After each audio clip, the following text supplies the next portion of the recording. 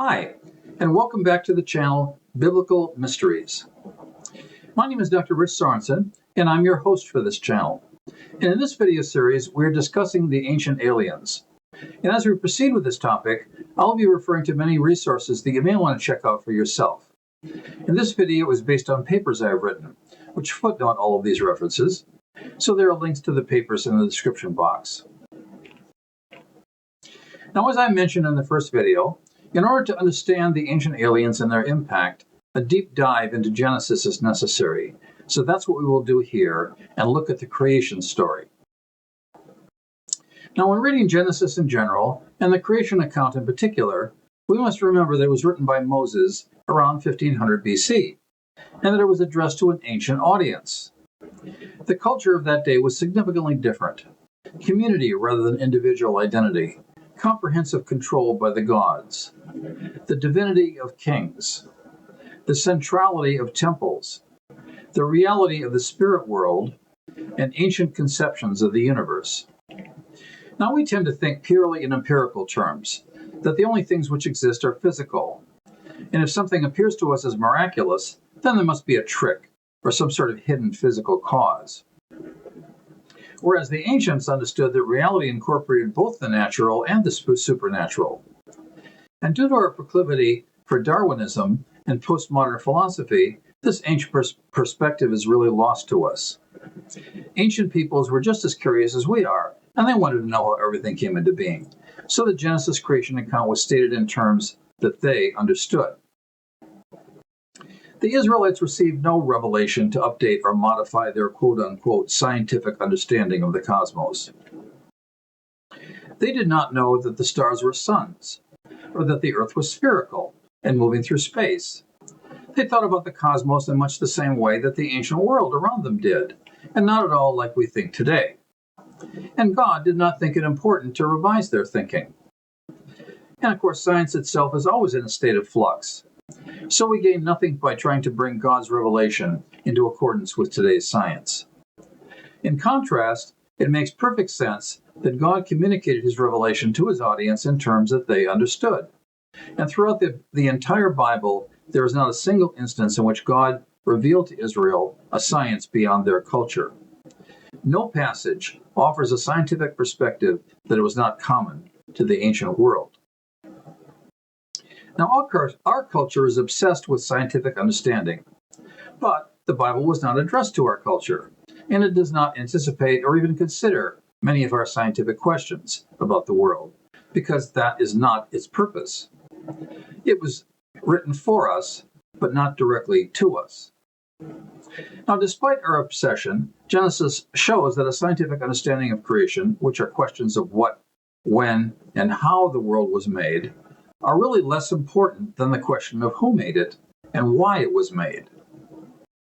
Contemporary people typically approach the creation account from the what, when, how perspective, and then reject the Bible because it doesn't directly answer those questions. But what they miss is that it was not intended to do so. The Bible is scientific and accurate within the constraints of the culture to which it was written. But the real purpose and the deep reality underlying the Genesis creation account is not related to science. Rather, it is for us to understand that the world was made by Jehovah, the God of the Bible, and it was made for his pleasure and for the benefit of humanity, for the benefit of us. Thus, our need is not to be dependent from God, but rather to know and understand him, and to do what he tells us. Now, we usually bristle at the word obey, but the underlying themes of creation and the rest of the Bible are the blessings of obedience to God and the penalties of disobedience. Now, Genesis chapter 1 gives us the account of creation. Day 1 was light. Day 2, sky, or in other words, atmosphere, waters, and land. Day 3, vegetation. Day 4, sun and moon. Day 5, fish and birds. Day 6, land animals. And finally, man and woman. And day 7, resting after the work was completed, which is the origin of the Sabbath. Now, these are presented as the days of creation, where each day is presumably a 24-hour period. And that is reinforced to some degree by the statement on each of the 6 days that there was evening and morning. However, it must be remembered the reporting of these events was not to explain them in detail, but rather to state their order and significance.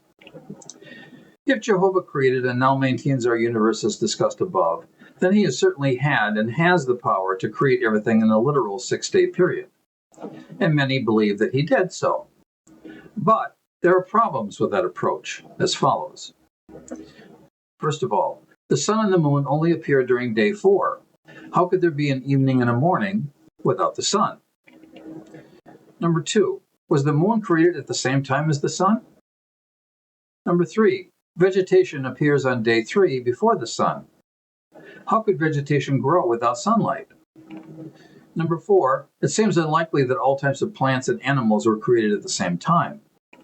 For example, trilobites were sea creatures that appeared early in the created order and then became extinct.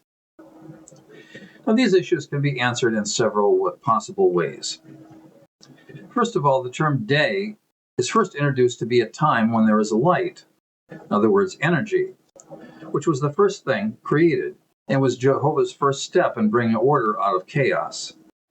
It signaled the start of the transition from formless and void to completed.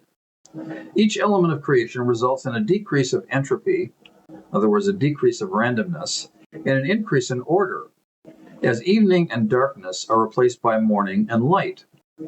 So the terms evening and morning echo this idea of a reduction in darkness and confusion to light and stability. And this interpretation is strengthened by the fact that evening and morning are not mentioned for day 7 after the creation process was finished. Therefore, the word day during the creation process may have signified a period of much longer than 24 hours, especially because the sun and the moon did not appear on the scene until day 4. Light was provided by Jehovah before the sun and moon, with the source of light eventually becoming the sun, which due to the Earth's rotation generates periods of light and darkness. The world eventually had regular periods of day and night. Now, another possibility is related to the speed of light itself, and that factor is intimately connected to time, which is shown by Einstein in his relativity theories. Physicists have always assumed it to be a constant value, and is typically designated as the letter C in quantum physics equations. But evidence has been developed recently that light has been slowing down over time, and therefore may have been much faster at the time of creation, possibly resulting in a much longer day. Secondly, the Bible describes things in phenomenological rather than scientific terms. In other words, it describes things, how things appear to an observer. So the Bible speaks of sunrise and sunset, even though the sun doesn't actually rise or set. And creation is likewise described in those terms, with the appearance of light and eventually coalescing into the sun and the moon. Our solar system, and thus the sun and possibly the moon, could have been created much earlier and only appeared to the observer or came into their current place at the designated time. The atmosphere and the climate were also significantly different during that time in the Earth's history. So, God made the vault and separated the water under the vault from the water above it. Now, no shrub had yet appeared on the earth, and no plant had yet sprung up, for the Lord God had not sent rain on the earth, and there was no one to work the ground. But streams came up from the earth and watered the whole surface of the ground. So, perhaps the sun and the moon were there, but not visible to the degree that they are now. Therefore, the creation of the sun and moon on day 4 is important in helping us understand some of the complexities of the creation process. Third point. According to Genesis chapter 1, man and woman were both created on day 6. However, in the Genesis 2 recap, which provides more detail on the creation of humanity, man, in other words Adam, was created first. Jehovah then brought all the birds and the land animals to Adam so that he could name them, a process which probably would have taken much more than one day. And this also implies the development of at least a spoken language and the ability to categorize. And the Bible doesn't tell us how Adam learned to speak or what language he spoke and how long that process took. Also interesting is the phrase in Genesis, and whatever Adam called each living creature, that was his name. That's from Genesis 2, verse 19. And that implies that Adam understood to some degree the nature of each animal and incorporated that understanding into the name of the animal. So contrary to the notion that we are smarter than the ancients, they may have been smarter than us in some ways. Now, the creation of woman took place after these events, and presumably not on the same literal day, indicating that day 6 was probably an indeterminate period of time. This would suggest that the word day, as used in the creation account, should be interpreted as era, rather than a 24-hour period. So the bottom line here is that given the non-empirical nature of Genesis, we don't know for sure if creation took place in 6 literal days. Now we have an overwhelming curiosity and the urge to know, but the message of Genesis is that a scientific understanding of creation is less important than other matters. So it remains a mystery. Chronology and dating are much debated, and many believe in the Darwinist assertion of millions or perhaps billions of years that were required in the formation of the Earth. Now, as discussed above, Genesis does not provide an answer to that question one way or the other. But when we get to the history of humanity on the Earth, dating is a more critical issue, and the content of the Bible is more relevant and definitive. Adam and Eve were real people and were the first humans that existed. Furthermore, Genesis provides a timeline and genealogies connecting Adam and Eve to later generations of historical people. So here are several of the challenges to Darwinist assertions. Number 1. Carbon-14 in fossils and other organic material. Carbon dating is based on the amount of radioactive isotope carbon-14, or C14, in the sample being tested, relative to normal carbon, which is C12. Carbon-14 atoms contain 2 extra neutrons in their nucleus, making them radioactively unstable. They will eventually split and transform into nitrogen. And an important concept here is the half-life of C14, which is the period of time after which half of the C14 atoms in the sample have disintegrated and no longer remain. The half-life of C14 is 5,730 years. Now, a key assumption of this dating method is that the original amount of C14 in the sample being tested was the same as in contemporary organic material. So the question is, what was the amount of C14 in ancient organic material? If C14 levels were lower in ancient times, the date determination would be too old. Now, the burning of organic materials creates more C14 in local environments, as well as atomic explosions and emissions from volcanoes. And the passive formation of C14 in nature is caused by cosmic radiation that's bombarding the Earth at all times. Now, the Earth is shielded from bombardment of radiation by its magnetic field, but that was stronger in ancient times. So in that era, there was more protection from cosmic radiation, and therefore a cleaner environment. Another factor is the presence of water in the atmosphere. Water has the remarkable property of stopping neutrons and other forms of radiation, and if the level of atmospheric water vapor was greater in ancient times, C14 levels would have been reduced. And it's significant that the flood of Noah, during which huge geologic changes in the Earth occurred, may be the effective starting point for reliable C14 dating. So the dating of samples older than around 3500 BC is questionable. And factors such as these may also help to explain the longer lives of people in the book of Genesis. Lifespan decreased after the flood. A second factor, DNA in ancient bacteria. In the year 2000, scientists extracted bacteria from salt crystals, which were dated at 250 million years old. But to their surprise, they found that the DNA in the bacteria was still intact. And even more surprising was that the DNA was very similar to modern bacterial DNA. In other words, the bacterial DNA should have shown significant changes, but did not. A third evidence, soft tissue in the horn of a dinosaur. Triceratops dinosaurs were said to have lived in the Jurassic period of around 65 million years ago. In 2013, the fossil of a Triceratops was examined, and it was found that the soft tissue inside the horn, which should have been petrified, still existed. And the same thing has been discovered in other dinosaur fossils, demonstrating that their age is in the thousands rather than the millions of years. Now, Darwinists have closed ranks on this as they have done in other cases, and the scientist who made this discovery and published the results was fired from his position as a university professor. It is the position of the author that even though the universe, our solar system, and our planet itself may have existed for millennia, human life is only thousands of years old. Following is a chronology of some of the key dates in human and biblical history. However, dates are sometimes stated as a range due to uncertainty, especially the oldest ones. Adam and Eve, a range of around 12,000 BC to 5,000 BC. Jared, who was the sixth generation from Adam, 630 years after Adam and Eve. Enoch, and the arrival of the sons of God, 100 years after the birth of Jared. Noah, who was the 10th generation from Adam, 500 years after the birth of Enoch. The flood, 600 years after the birth of Noah, perhaps around 3500 BC. The Tower of Babel and the Uruk migration, around 3000 BC. The foundation of dynastic Egypt, which was the first dynasty of Narmer, around 2940 BC.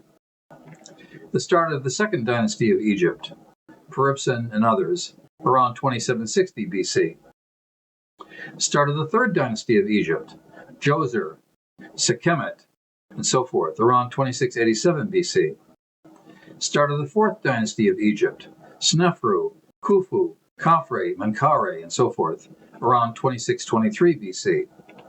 Start of the fifth dynasty of Egypt, Userkaf, and so forth, around 2485 BC. Abraham in the Bible, around 2038 BC.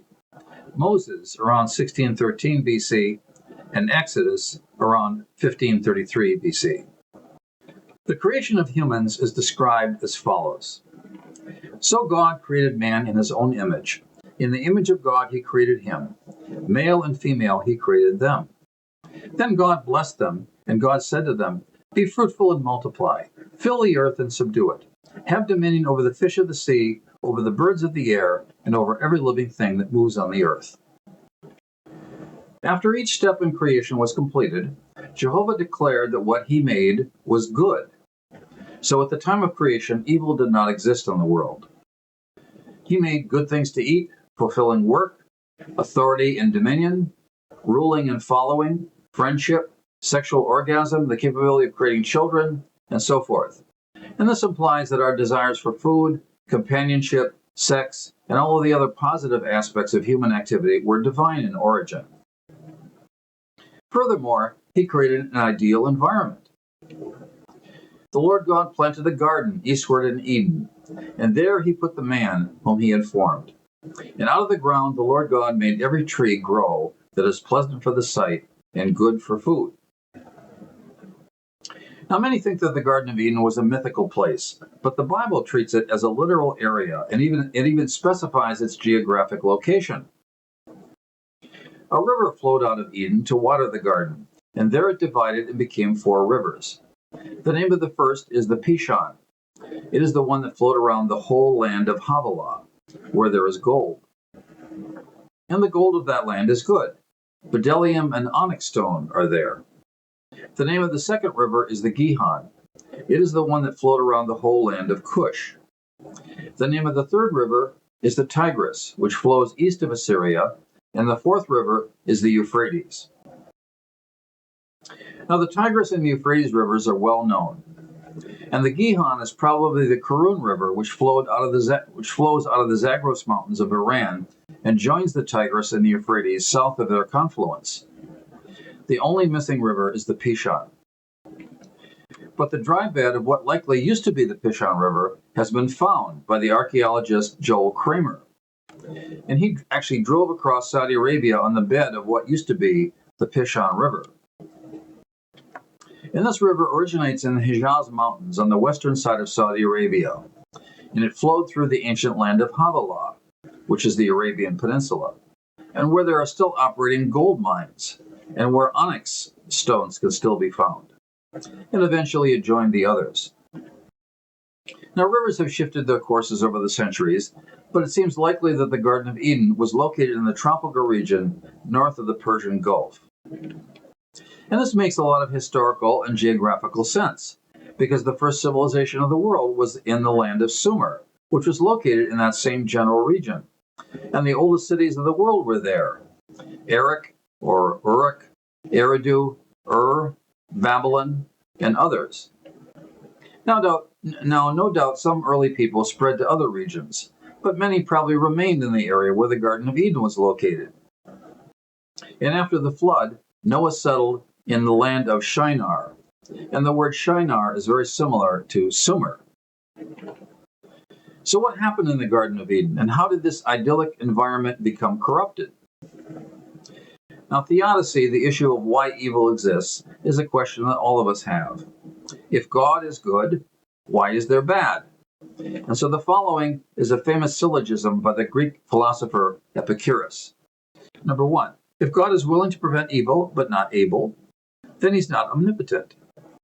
Number two, if he's able but not willing, then he is malevolent. Number three, if he is both able and willing, then where does evil come from? Number four, if he is neither able nor willing, then why call him God?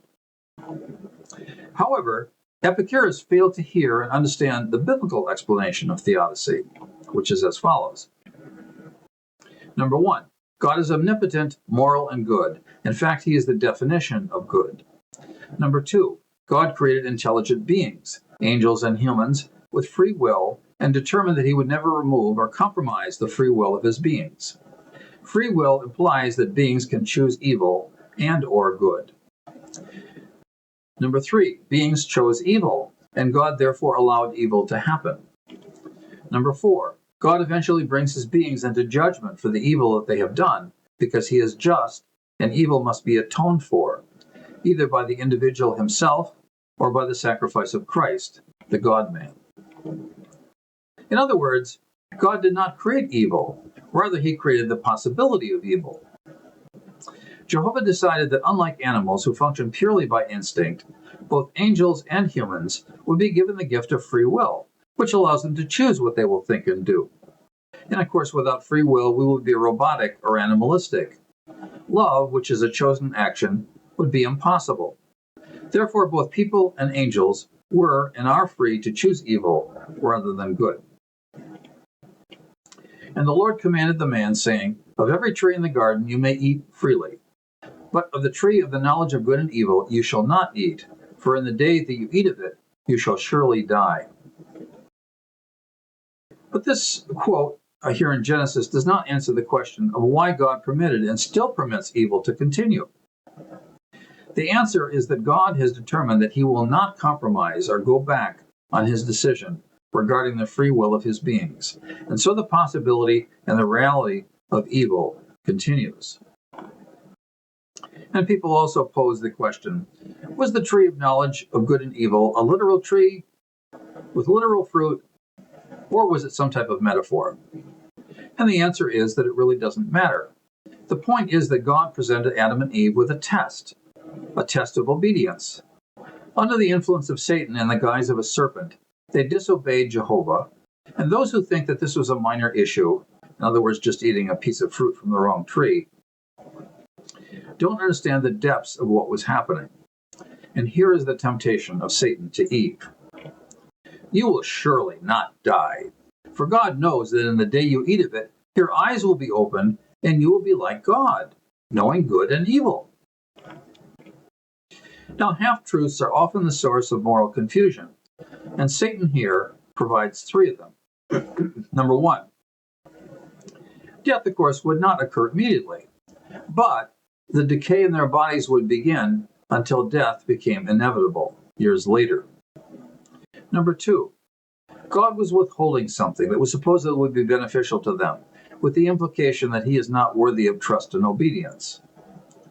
But he is worthy of trust, and it would have been better for them if they had obeyed. And finally, Eve's and Adam's eyes would certainly have been opened in a way that they hadn't yet experienced. but the net result would be a loss of innocence, followed by degradation and other severe consequences. So in eating from the tree of the knowledge of good and evil, and here assuming that it was a literal tree, Adam and Eve ignored what Jehovah had told them and reached for the authority and the power of God. And that was the same thing that Satan desired for himself and what he did, or tried to do. To become God, do whatever you want, not have to obey, and not be accountable to anyone. Coveting, the desire for something that's inappropriate to have, started at the beginning with Adam and Eve. And this same spirit of rebellion and covetousness, the lust for power, and the desire for unbridled freedom has existed and plagued mankind throughout its history, especially in the corruption of leaders and governments. And on a personal level, it is the reason that people are often selfish and narcissistic, rather than finding their purpose in serving others. So understanding this reality is essential for understanding human thought and relationships, which are, of course, the disciplines of psychology and sociology. And unfortunately, many psychologists and sociologists reject this biblical perspective and teaching, and therefore those sciences have gone far astray. Now, we are accountable for the choices we make, and Jehovah likewise held Adam and Eve accountable, especially Adam as the leader. And as he warned them, the consequences were severe. To the woman, God said, "I will greatly multiply your sorrow in conception. In pain you shall bring forth children, but your desire shall be for your husband, and he shall rule over you." Then to Adam he said, "Cursed is the ground. In toil you shall eat of it all the days of your life. It will bring forth thorns and thistles, and you shall eat the herb of the field. And from the sweat of your face you shall eat bread, until you return to the ground. For dust you are, and to dust you shall return." And the Apostle Paul further explains this in the New Testament. "For since by man came death, by man also came the resurrection of the dead. For as in Adam all die, even so in Christ all shall be made alive."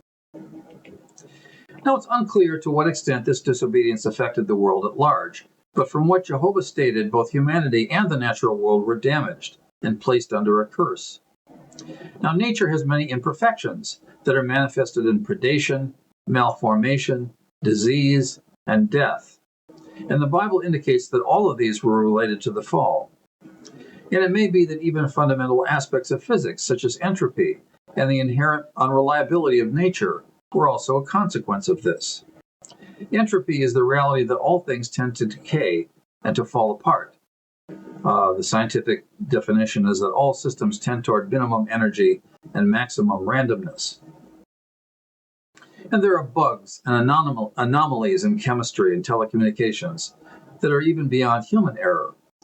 A larger application of the Heisenberg uncertainty principle from physics, which indicates that there are uncertainties at the quantum level, may also be related to the fall. The garden then existed only in memory, and it would be renewed only after the judgment and the redemption of the world, as indicated in the book of Revelation, chapter 21. But perhaps the most damaging impact was psychological, in that the tendencies to selfishness, mental corruption, and evil became genetic. Before their fall into sin, Adam and Eve were, quote-unquote, naked and unashamed, implying that they had no sexual hang-ups and no feelings of guilt. Everything about their bodies, their sexuality, and their relationship was pure. Eroticism was uncorrupted, and shame was unknown. And their nudity was psychological as well as physical.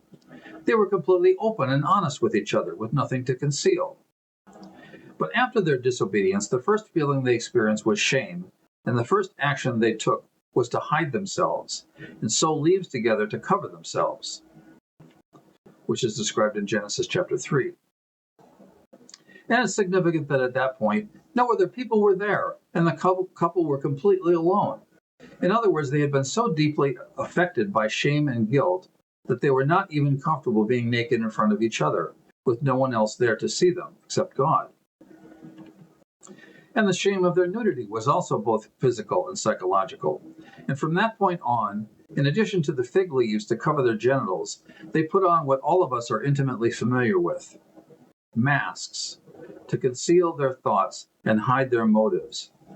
They were afraid to fully reveal themselves, both to Jehovah and to each other, and they became afflicted by the same psychological problems that we suffer with today: guilt, fears, deception, inferiority complexes, depression, victimology, and so on.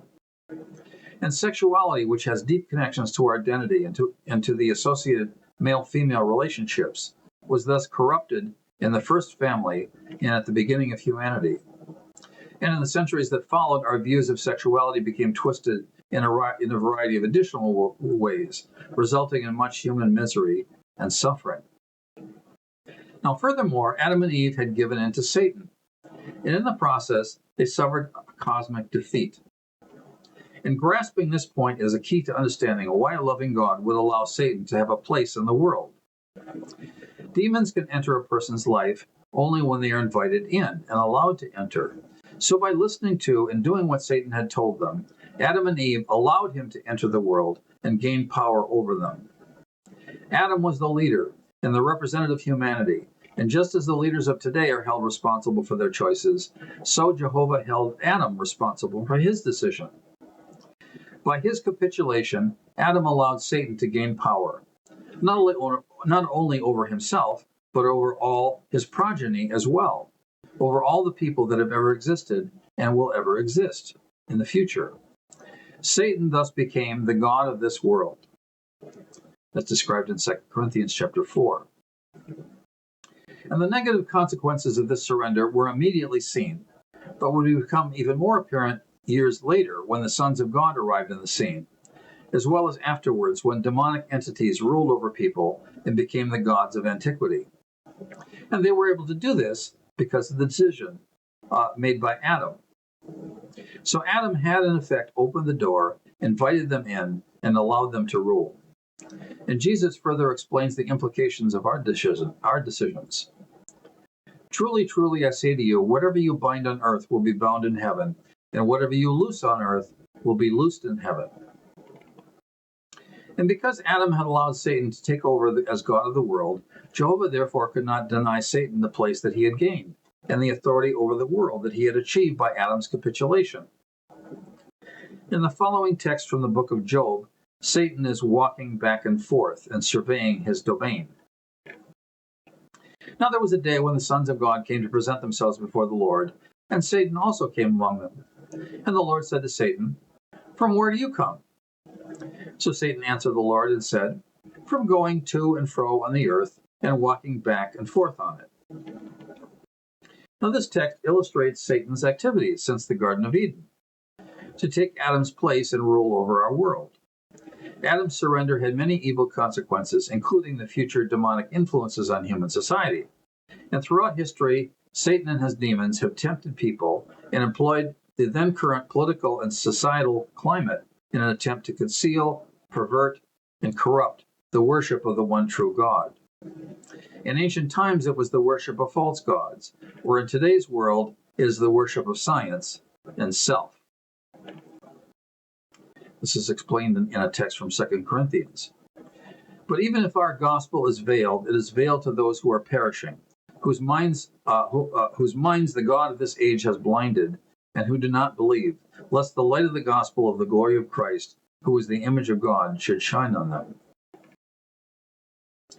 The fall of mankind was thus the opening salvo in the long war between Jehovah and Satan, which started in the Garden of Eden and has been the story behind the story all throughout human history.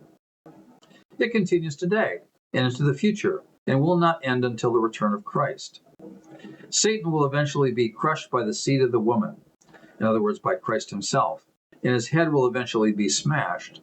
But in the meantime, he will have the power to bruise our heels. The disobedience of Adam and Eve also dramatically affected human genetics and psychology, in that everyone from that point forward has had a propensity for sin. Now, this does not mean that people are continually evil, or as evil as they could be. Rather, it means that from birth, we have a bent towards selfishness, rebelliousness, and disobedience, along with a seemingly unlimited ability to rationalize our selfish decisions and our desires.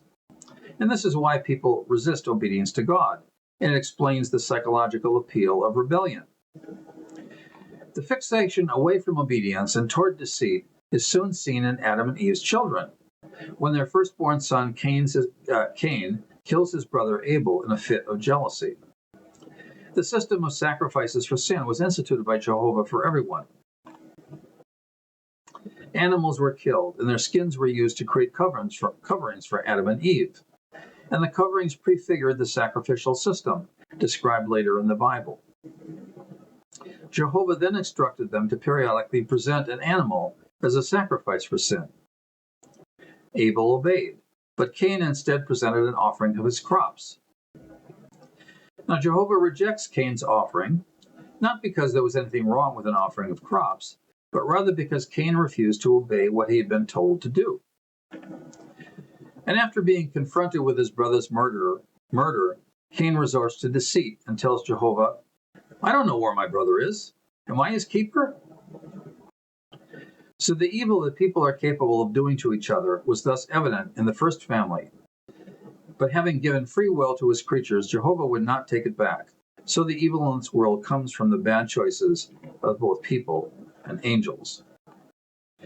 Therefore, the first 4 chapters of Genesis explain many things to us, and they're critical for us to understand these things. Number 1, how the cosmic all came into existence, and that Jehovah was the one who planned it and made it all happen.